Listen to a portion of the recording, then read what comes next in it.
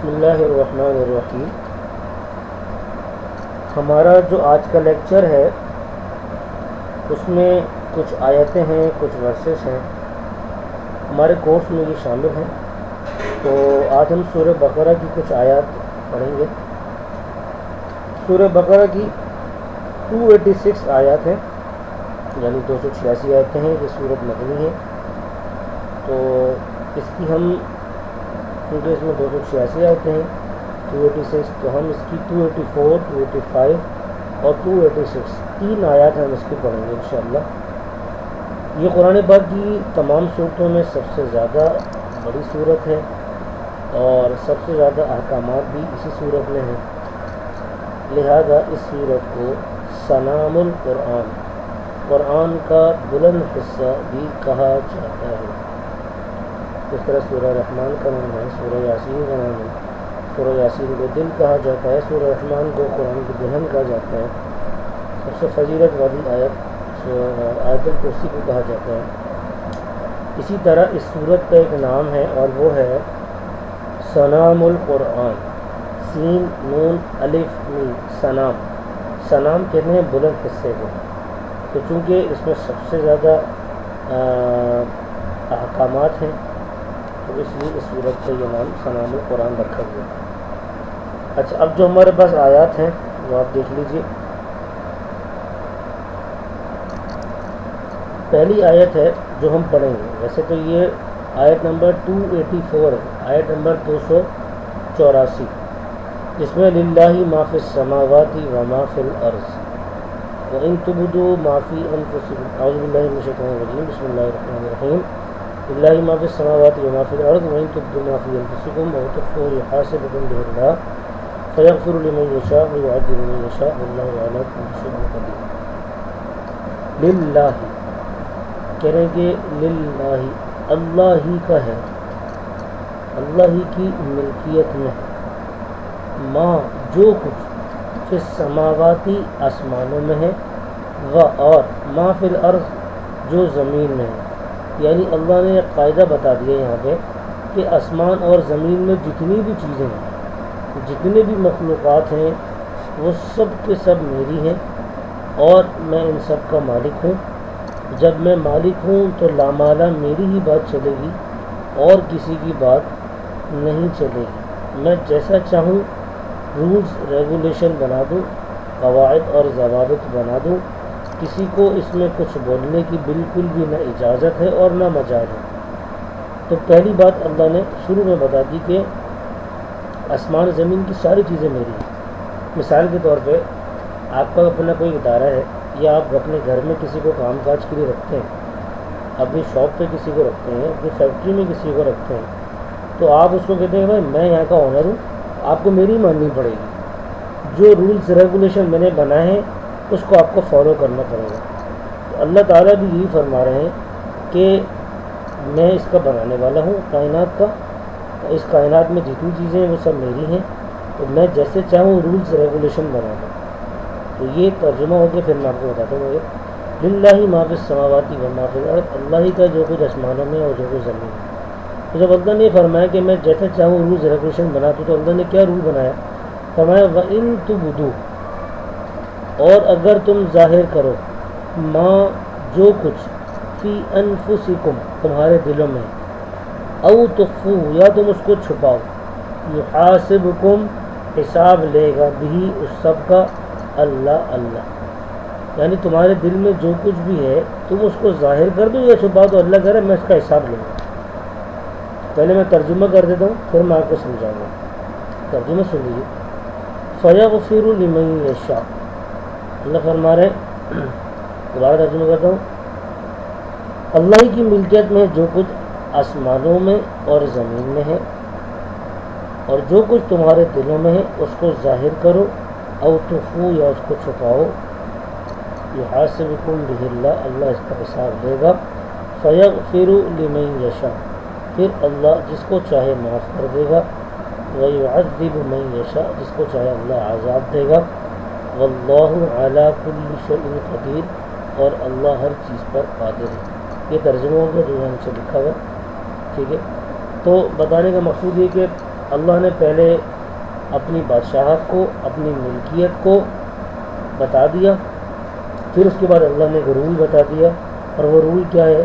وہ رول یہ ہے کہ تمہارے دل میں کوئی بات آئے، اب تم اس کو ظاہر کرو، یعنی اس کو کام کو کر لو، یا پھر تم اس کو چھپاؤ نہ کرو۔ یحاسبکم بہ اللہ، میں اللہ اس کا حساب لوں گا۔ یہ اللہ نے ایک رول اور ریگولیشن بنا دیا۔ تشریح میں اس میں دیکھیں آپ، اس آیت میں دو باتیں بیان کی گئی ہیں، دیکھیے اس آیت میں دو باتیں بیان کی گئی۔ نمبر ایک، گواہی کے اظہار کا حکم اور چھپانے سے ممانعت ہے، یعنی یہ حکم ہے کہ اگر آپ کو کسی بات کا پتہ ہے اور آپ سے اس بارے میں پوچھا جائے، تو میں آپ کو یہ بتا رہا تھا کہ پہلی بات یہ بتائیے یہاں پہ کہ گواہی کے اظہار کا حکم ہے کہ آپ نے اگر کسی کو کوئی کام کرتے ہوئے دیکھ لیا اور آپ کو پتہ ہے کہ یہ کام فلاں بندے نے کیا ہے، چوری کی ہے فلاں بندے نے، جھوٹ بولا فلاں بندے نے، یا کوئی بھی ایسا کام ہے صحیح یا غلط، آپ کو پتہ ہے کہ یہ فلاں شخص نے کیا ہے، اور آپ کو جب بلایا جائے کہ ہاں بھئی آپ اس بارے میں جانتے ہیں کہ یہ کام کس نے کیا ہے یا نہیں کیا، تو اگر آپ سے گواہی پوچھی جائے تو آپ اس کی گواہی دیں۔ چھپانے سے شریعت نے منع کیا ہے، جس بات کا پوچھا جائے اس کا جواب دیا جائے اگر آپ کو معلوم ہے۔ تو اس آیت میں پہلی بات تو یہ بتائی گئی کہ اگر گواہی آپ سے دی جائے جب کبھی ضرورت پڑنے پر، تو آپ کو گواہی دینی چاہیے اگر پتہ ہے۔ چھپانے سے شریعت نے منع کیا ہے، اللہ سے منع فرمایا۔ دوسری بات یہاں پہ یہ بتائی، آپ دیکھ لیں یہ بتائی، دوسری بات یہ کہ وہ تمام باتیں جو انسان اپنے دل میں سوچے اور پھر ان باتوں یا کاموں کا اظہار کرے، یعنی اس کو کر لے یا دل ہی دل میں چھپا کے رکھے، تو اللہ تعالیٰ اس کا حساب لے گا۔ اللہ قرآن میں کہہ رہا ہے فَيَغْفِرُ لِمَن يَشَاءُ وَيُعَذِّبُ مَن يَشَاءُ، میں اس کا حساب لوں گا۔ اب میں نے آپ کو شروع میں بتایا تھا کہ اللہ نے سب سے پہلے یہ بات بتائی ہے کہ للہ ما فی السماوات، کہ میں مالک ہوں، تو میں جیسے چاہے رولز ریگولیشن بناؤں، جیسے چاہے میں قواعد بناؤں، جیسے چاہے ضوابط بناؤں، تو یہ بات شروع میں اللہ نے بتا دی تھی۔ اللہ فرمانے میری مرضی، میں جیسے چاہے قانون بناؤں، تو ایک قانون اللہ نے کیا بنا دیا کہ تمہارے دل میں جو بات آئے اچھی یا بری، تم اس کو کرو یا نہ کرو، میں تم سے حساب لوں گا۔ تو اب یہاں پر ایک سوال پیدا ہوتا ہے، دیکھیں میں نے لکھا ہے یہ، اب یہاں ایک سوال پیدا ہوتا ہے۔ سوال کیا ہے؟ سوال یہ ہے کہ اللہ تعالیٰ ان باتوں کا بھی حساب لے گا جو دل میں خود بخود آ جاتی ہیں، کیونکہ دل میں تو بہت ساری باتیں آتی ہیں، اور قرآن کہہ رہے کہ تمہارے دل میں جو بات آئے فی انفسکم، جو بات تمہارے دل میں آئے تم اس کو ظاہر کرو یا تم اس کو چھپاؤ۔ اللہ کہہ رہے میں تم سے اس کا حساب لوں گا۔ تو اس کا جواب کیا ہے؟ کیونکہ دل میں تو بہت ساری باتیں آتی ہیں اور خود بخود آ جاتی ہیں، تو اس طرح تو امت بہت مشکل اور مشقت میں آ جائے گی۔ اس کا جواب یہ ہے جو اگلی آیت میں اللہ خود اس کا جواب دے بھی رہے، وہ یہ کہ اللہ پاک غیر اختیاری کا مطلب ہے وہ خیالات جو خود سے دل میں آ جائیں، ان خیالات اور وساوس پر اللہ مواخذہ نہیں کرے گا، یعنی ان چیزوں کا حساب اللہ پاک نہیں لیں گے۔ ٹھیک ہے، یعنی جو باتیں خود سے دل میں ہے غیر اختیاری طور پہ، انسان اس کو اپنے اختیار سے لائے نہیں، سوچے نہیں، یعنی ایک تو ہے کہ آپ نے نیت کر لی کہ جی آج میں نے فلاں کا موبائل اٹھا لینا ہے، آج میں نے کسی کو گالی دینی ہے، آج میں نے کسی سے لڑنا ہے، آج میں نے کسی کی چغلی کرنی ہے۔ خواتین ہیں وہ جو شادی شدہ سوچے کہ آج اگر میرے میاں گھر پر آئے تو میں بتاؤں گی ان کو امی نے کیا کیا کیا میرے ساتھ، سے جھوٹ بولے، یا پھر ساس سے اپنے بیٹے کے بارے میں کچھ جھوٹ بولے، یا اس طرح بچوں سے دیگر معاملات میں، یعنی جان بوجھ کے نیت کر لینا کہ میں نے فلاں کام کرنا ہے، تو اس کے بارے میں تو اللہ پوچھے گا ضرور۔ لیکن خود سے دل میں ایک بات آ گئی، آپ نے کسی کا موبائل دیکھا اور آپ کے دل میں ایک بات آ گئی کہ یار یہ موبائل میرے پاس ہونا چاہیے تو میں اس کو چوری کر لوں گا، خود سے آ گئی دل میں، سوچا نہیں آ گئی، اس پر اللہ پاک مواخذہ نہیں کریں گے۔ مواخذہ ان پر ہے جو دل میں جان بوجھ کر آدمی لائے، اس کے بعد اللہ فرمانا ہے کہ اظہار کرو یا نہ کرو تو میں تم سے سوال اس کا حساب تم سے لوں گا۔ اچھا جی، یہاں پر ایک مزید سوال بھی ہوتا ہے، وہ یہ ہے کہ ٹھیک ہے اگر ہم جان بوجھ کے دل میں کوئی بات لائے اپنے ذہن میں اور اپنے دل میں، اس کو ہم نے کر دیا تب تو مواخذہ اور حساب سمجھ میں آتا ہے، لیکن اگر نہیں کیا تو پھر اللہ پاک حساب کیوں لے گا؟ اس کا جواب یہ ہے کہ اللہ پاک اس کا حساب اس لیے لے گا کہ اگر اظہار آپ نے نہیں کیا تو تب بھی آپ کے دل میں تو یہ بات تھی نا کہ میں نے یہ کام کرنا ہے. وہ تو یہ کہ آپ کو موقع نہیں ملا. اگر موقع ملتا تو لامالا آپ اپنے اس خیال پر عمل کر لیتے. یا آپ نے نیت کی آج میں نے کسی نامحرم سے ملنا ہے, یا آپ نے طے کر لیا کہ جی سیٹرڈے یا سنڈے کو ہم ملاقات کریں گے, اور آپ نے نامحرم سے ملنے کا ارادہ پکا کر لیا, لیکن کیا ہوا, آپ کو موقع نہیں ملا, گاڑی خراب ہو گئی, جانے کا موقع نہیں ملا, کوئی اور کام ہو گیا, یا اور بھی ایکس وائی زیڈ کوئی ایسا کام جو حرام ہے, غلط ہے. آپ نے سوچ لیا کہ میں نے یہ کام کرنا ہے اور نہیں کیا, پھر بھی اللہ اس پر حساب اس لیے لے گا کہ اگر موقع ملتا تو آپ کر لیتے, موقع نہ ملنے کی وجہ سے آپ نے یہ کام نہیں کیا. ہاں اگر خیال لانے کے بعد, خیال جان بوجھ کے دل میں لائے, اس کے بعد ارادہ بدل گیا یا پھر توبہ کر لی تو پھر اللہ حساب لے گا. یہ تو اللہ نے ایک رول اور ریگولیشن بنا دیا, قانون بنا دیا, ایک ضابطہ بنا دیا, ایک ضابطہ اللہ نے بنا دیا. اور اگر کوئی کر لے اللہ پھر بھی حساب نہ لے تو یہ اللہ کی مرضی, اس پہ اللہ سے کون پوچھ سکتا ہے. تو یہ اس کے دو جوابات ہو گئے اس آیت میں جو سوال ہوتا ہے. اچھا یہ ذہن میں رکھیں کہ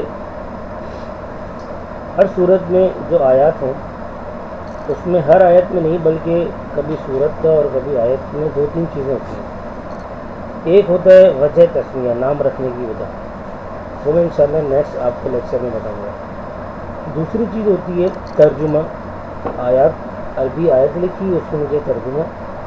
تیسری چیز ہوتی ہے ترجمے کے بعد تشریح, یعنی اس آیت میں اللہ پاک ہم سے کیا بیان فرما رہے ہیں. چوتھی چیز ہوتی ہے اس میں کسی سوال کا اگر جواب دیا گیا. تو اس پہلی آیت میں جو ہم نے پڑھا, آیت نمبر 284 میں ترجمہ پڑھا, پھر ہم نے تشریح پڑھی, پھر اس میں جو سوال تھا وہ سوال دیکھا, پھر ہم نے جواب یعنی کوشچن آنسر. اب ہم دیکھتے ہیں آیت نمبر 285 اور 286, یہ تین آیتیں ہمارے کورس میں شامل ہیں. یہ دیکھیں عربی لکھی ہے. اعوذ باللہ من الشیطان الرجیم, بسم اللہ الرحمن الرحیم. آمن الرسول بما انزل الیہ من ربہ والمؤمنون کل آمن باللہ وملائکتہ وکتبہ ورسلہ لا نفرق بین احد من رسلہ وقالوا سمعنا واطعنا غفرانک ربنا وإلیک المصیر. صدق اللہ مولانا العظیم. اب یہ دو, ایک آیت میں نے پڑھی, دوسری دوبارہ پڑھیں گے, اس کا ترجمہ آپ دیکھ سکتے ہیں.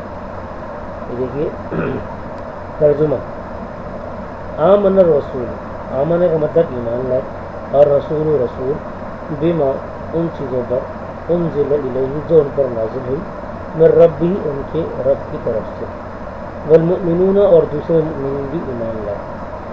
یعنی یہ بتا رہے ہیں کہ رسول اللہ کے اور جتنے بھی دیگر مؤمنین ہیں وہ سب اس چیز پر ایمان لاتے ہیں جو اللہ کی طرف سے نازل کی گئی, اور یہاں مراد ہے قرآن پاک. اب قرآن پاک پر ایمان لانے کا مطلب کیا ہے؟ مطلب یہ ہے کہ کل آمن باللہ, کل آمن باللہ وملائکتہ وکتبہ ورسلہ. قرآن پر ایمان لانے کا مطلب یہ کہ سب کے سب ایمان لائے اللہ پر. اللہ پر ایمان لانے کا مطلب کیا ہے؟ کل آمن باللہ, سب کے سب ایمان لائے اللہ پر. اللہ پر ایمان لانے کا مطلب یہ ہے کہ اللہ موجود ہے, اللہ واحد ہے, اور اللہ پاک اپنی ذات میں اور اپنی صفات میں کامل ہے. یعنی اللہ موجود بھی ہے, اللہ اکیلا بھی ہے, اللہ لائق عبادت بھی ہے, اللہ کے علاوہ کوئی لائق عبادت نہیں, اور اپنی ذات اور صفات میں اللہ پاک اکیلا ہے. باقی جو تشریح تھی وہ میں نے شروع میں آپ کو بتا دی تھی, پہلے یا دوسرے لیکچر میں غالباً, جہاں پہ میں نے قرآن پاک کے مضامین آپ کو بتائے تھے کہ قرآن پاک میں 4 مضامین ہیں. پہلا مضمون عقیدے کا ہے, عقیدے میں توحید پر جو ہم نے بات کی تھی وہ ہم پر چلی. آگے چلیے, وہ ملائکتی, اور مؤمنین ایمان لائے اللہ کے فرشتوں پر. فرشتوں پر ایمان لانے کا مطلب یہ کہ وہ بھی موجود ہیں اور گناہوں سے پاک ہیں. وکتبہ, اور مؤمنین ایمان لائے اللہ کی کتابوں پر. کتابوں پر ایمان لانے کا مطلب کہ سب کتابیں سچی ہیں اور برحق ہیں. وہ رسولی اور مؤمنین ایمان لائے اللہ کے رسولوں پر. رسولوں پر ایمان لانے کا مطلب یہ کہ وہ سب سچے ہیں، سب معصوم ہیں اور سب کے سب اللہ کے رسول ہیں. اب یہ دیکھیں ایک بات میں آپ کو ضمن میں بتا دوں کہ انبیاء معصوم ہیں، اور انبیاء سے گناہ نہیں ہوتے. انبیاء سے غلطی تو صادر ہو سکتی ہے، خطا ہو سکتی ہے، لیکن انبیاء سے گناہ نہیں ہوتا. ٹھیک ہے، اس کی تشریح پھر ہم بعد میں کریں گے، ابھی ذرا مختصر کریں گے کہ ان کا ترجمہ پڑھ رہے ہیں، تشریح میں ہم اس پر بات کریں گے انشاءاللہ. تو مؤمنین ایمان لائے اللہ پر، اس کے فرشتوں پر، اس کی کتابوں پر اور اس کے رسولوں پر.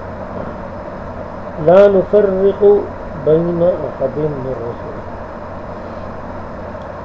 اب کہہ رہے ہیں لا نفرق، رسولوں پر اس لیے ایمان لاتے ہیں کہ کہتے ہیں ایسے رسولوں پر ایمان کیسے لاتے ہیں کہ لا نفرق، ہم تفریق نہیں کرتے، ہم رسولوں میں سے کسی میں بھی تفریق نہیں کرتے. کیا مطلب تفریق نہیں کرتے؟ تفریق نہ کرنے کا مطلب یہ ہے کہ ایسا نہیں کہ کسی کو تو رسول مانے اور کسی کو نہ مانے، بلکہ جتنے بھی انبیاء ہیں ہم سب کو اللہ کا نبی مانتے ہیں. یعنی ہم اگرچہ حضرت محمد مصطفیٰ صلی اللہ علیہ وآلہ وسلم کی امت میں سے ہیں، لیکن آپ سے پہلے جتنے بھی انبیاء کرام تشریف لائے ان سب پر ہم ایمان لاتے ہیں کہ وہ سب کے سب اللہ کے نبی تھے اور برحق تھے. اور وقالوا سمعنا واطعنا، سب نے کہا، وقالوا کا مطلب سب نے کہا، سمعنا ہم نے سن لیا، واطعنا اور ہم نے مان لیا. غفرانک ربنا، ہم آپ سے بخشش چاہتے ہیں، پناہ چاہتے ہیں. ربنا اے ہمارے رب، وإلیک المصیر اور آپ ہی کی طرف لوٹ رہے ہیں. یہاں پہ یہ بتا رہے ہیں کہ جب وہ آیت نازل ہوئی نا، آیت نمبر 24 کہ اللہ پاک ہر چیز کا حساب لے گا، تو صحابہ بڑے پریشان ہوئے اور کہنے کہ یا رسول اللہ اب تو ہم بڑی مصیبت میں آ جائیں گے، دل میں تو بہت ساری باتیں آتی ہیں، تو اللہ پاک ہر بات پہ حساب لے گا. تو اللہ کے نبی نے فرمایا سمعنا واطعنا، دیکھو کہ ہم نے سن لیا اور مان لیا. اللہ رب العزت کو یہ بات اتنی پسند آئی کہ اللہ نے تو قرآن بنا کے پیش کر دیا اور کہا کہ جب ہم نے ان پر ایک مشکل حکم نازل کیا تو انہوں نے چوں اور چرا نہیں کی، بلکہ نبی سے پوچھا اور نبی نے کہا تو انہوں نے مان لیا. اور ان کے الفاظ کیا تھے کہ ہم نے مان لیا اور ہم نے سن بھی لیا اور مان بھی لیا. اور ہم سے جو یہ غلطی ہوئی کہ ہم نے نبی سے پوچھا بھی کہ اللہ پاک نے اتنا مشکل حکم نازل کر دیا تو ہم تو بڑے پریشان ہو کر پھنس گئے. تو اس پوچھنے پر بھی معذرت چاہ رہے ہیں کہ غفرانک ربنا، کہ اے اللہ آپ ہمیں معاف کر دیجئے، کیونکہ لوٹنا ہمیں آپ ہی کی طرف ہے. اگر ہمارے اس پوچھنے سے بھی آپ ناراض ہوگا تو اللہ آپ ہمیں معاف فرما دیں. مثال کے طور پہ بچے ہوتے ہیں، وہ اپنے والدین سے کوئی سوال کر لیتے ہیں تو بھائی کہاں جا رہے ہیں، کب آئیں گے، لیکن بعد میں سوری کرنے کی اچھی غلطی ہوئی، آپ بڑے ہیں مجھے نہیں پوچھنا چاہیے تھا. یا ماں باپ نے کوئی کام کرنے کا کہا اور وہ تکلیف نہیں کر سکتے وہ کام بچے، تو کہ جی آپ نے کیوں کہا یہ کام ہم تو نہیں کر سکتے، تو اس کہنے پر بھی معذرت کر رہے ہیں. تو اس طرح بندے بھی رب العزت سے معذرت کر رہے ہیں اور اللہ کو یہ معذرت اتنی پسند آئی کہ اللہ نے اس کو قرآن میں بیان فرما دیا. اگلی آیت دیکھیے، آیت نمبر 286.